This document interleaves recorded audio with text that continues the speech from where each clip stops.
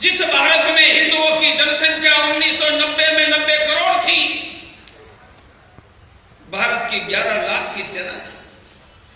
जिस देश में 90 करोड़ हिंदू, जहां का शासक कोई लालू जी यादव होगा या मुलायम सिंह यादव होगा, वह हिंदू घरों में पैदा हुए हैं। इनके होने के बावजूद 1990 में कश्मीर घाटी में हम हमारे घरों की रक्षा नहीं कर पाए, हमारी बहन बेटियों की रक्षा नहीं कर पाए। कश्मीर घाटी के लाउड स्पीकर से ऐलान हुआ, हिंदुओं कश्मीर घाटी छोड़कर चले जाओ, हिंदुओं कश्मीर घाटी छोड़कर चले जाओ, तुम्हारी बहन बेटियां हमारे लिए छोड़कर चले जाओ। अभी चर्चा हो रही है उत्तर प्रदेश के पलायन की। अरे उत्तर प्रदेश में एक गांव में 700 हिंदुओं ने पलायन किया होगा, कश्मीर घाटी में 3 लाख हिंदुओं को पलायन किया। वह हिंदुस्तान के स्वतंत्र भारत का कलंक का दिन था। 3 लाख हिंदुओं ने पलायन किया क्योंकि वह सुरक्षित नहीं रह पाया। और वही हिंदू कश्मीर घाटी में जाने की बात करता है तो कोई कहता है कश्मीरी हिंदू कहां रहेगा, हम तय करेंगे।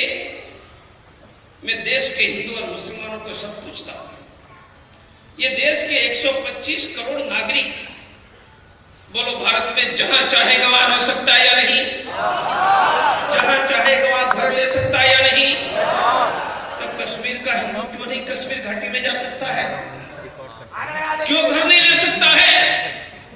मैं यासीन मलिक को पूछना चाहता हूं, क्या यासीन मलिक कश्मीर तेरे बाप का है क्या?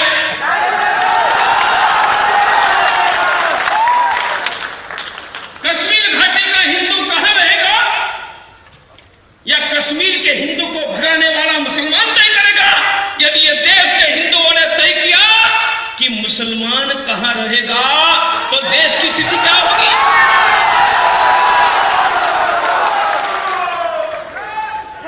और यासीन मलिक, कश्मीर तेरा बाप का नहीं है, पर कश्मीर जरूर डॉक्टर प्रवीण तोगड़िया के बाप का है।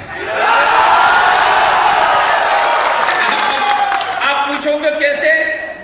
क्योंकि कश्मीर या कश्यप ऋषि का है और मेरे गोत्र बाप का नाम कश्यप है। इसलिए कश्मीर का मुसलमान जो हिंदू को भगा रहा, वह तय करेगा कि कश्मीर का हिंदू कहां रहेगा, नहीं रहेगा। मैं देश के हिंदुओं को सावधान करना चाहता हूं कि यह पलायन की घटना सिर्फ उत्तर प्रदेश तक सीमित नहीं है। क्या हुआ है मुंबई के मोहम्मद अली रोड पर जाकर देखो, कितने हिंदुओं की गलियां खाली हो गई हैं। क्या हुआ है महाराष्ट्र की भिवंडी में, राघव रेड्डी बोल रहे थे।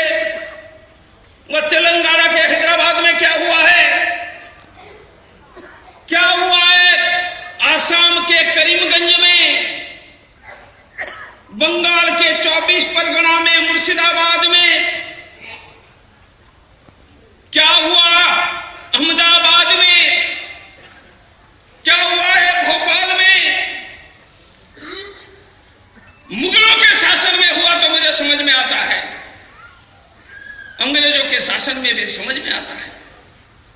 स्वतंत्र भारत में समानता की, स्वतंत्रता की,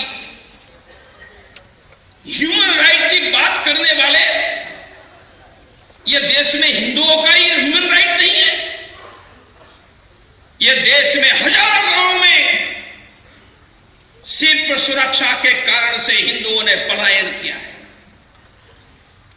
भोपाल से लेकर, मुंबई से लेकर, अहमदाबाद से लेकर, कलकत्ता से लेकर करीमगंज, और कश्मीर से लेकर केरला का मल्लापुरम, हजारों गांव यह स्वतंत्र भारत में हिंदू विहीन हुए। शहरों के हजारों मोहल्ले हिंदू विहीन हुए हैं। यदि 100 करोड़ हिंदुओं के बीच 15 करोड़ मुसलमान रह सकता है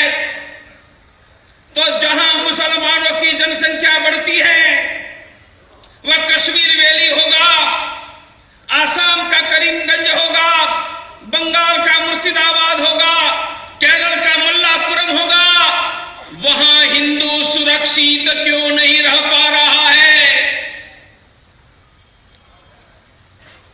अफगानिस्तान में हम रह नहीं पाए, लाहौर रावलपिंडी में रह नहीं पाए, हम ढाका चिटागोंग में रह नहीं पाए, अब आप आसाम में भी रह नहीं पाएंगे, मुर्शिदाबाद में रह नहीं पाएंगे, हम उत्तर प्रदेश के मुरादाबाद में, मुजफ्फरनगर में रह नहीं पाएंगे।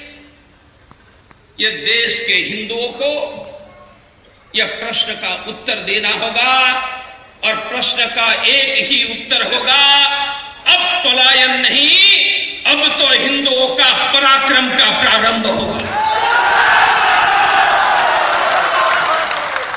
हिंदुस्तान में एक भी हिंदू,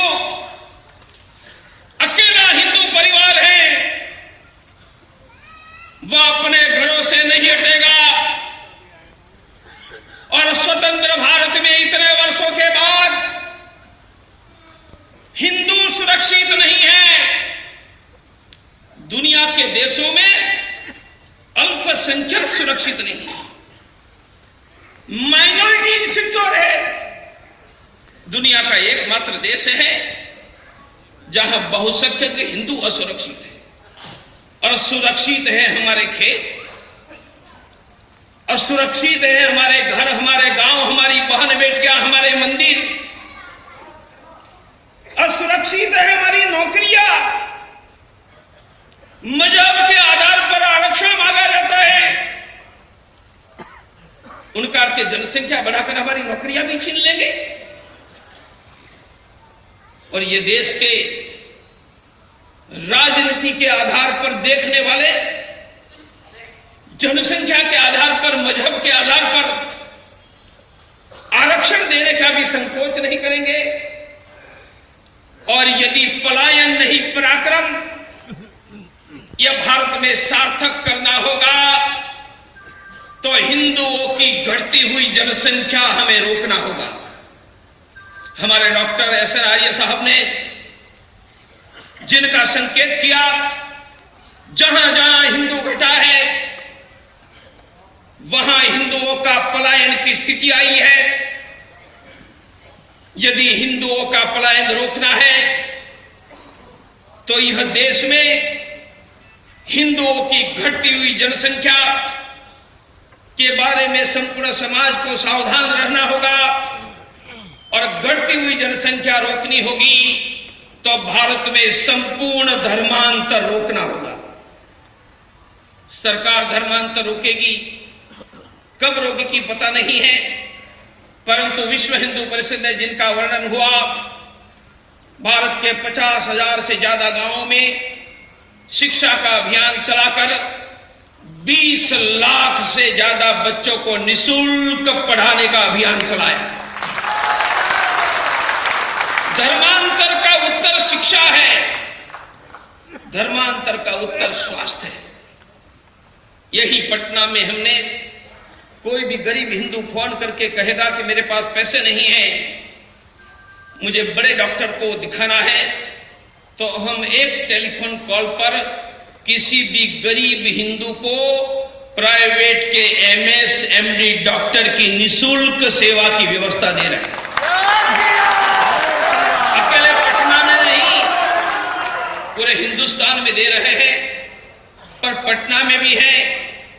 यह देश को पुनः हिंदुओं की घटती हुई जनसंख्या न घटे उनका रास्ता ढूंढना होगा। और उनका दूसरा रास्ता है कि केंद्र सरकार पॉपुलेशन की पॉलिसी तय करे। एक देश में दो पॉलिसी नहीं हो सकती है। देश के कई राज्यों में कानून है कि हिंदू 3 बच्चा पैदा करेगा तो चुनाव नहीं लड़ पाएगा, उनको सरकारी नौकरी नहीं मिलेगी। और मकबूल हुसैन को 15 बच्चा होगा तो चुनाव लड़ेगा, उनको सरकारी नौकरी मिलेगी। अरे भाई, ये कैसी तो आपकी पॉपुलेशन पॉलिसी है? यह देश में यदि आर्थिक विकास करना है और यह देश की पॉलिटिकल लीडरशिप आर्थिक विकास के बारे में प्रमाणिक है तो यह देश में 2 बच्चों का कानून क्यों नहीं बनाते हो? बनाओ 2 बच्चे का कानून। और 2 बच्चे का कानून मान्य नहीं करते हैं, उनको भारत छोड़कर जाना है तो जाने दो।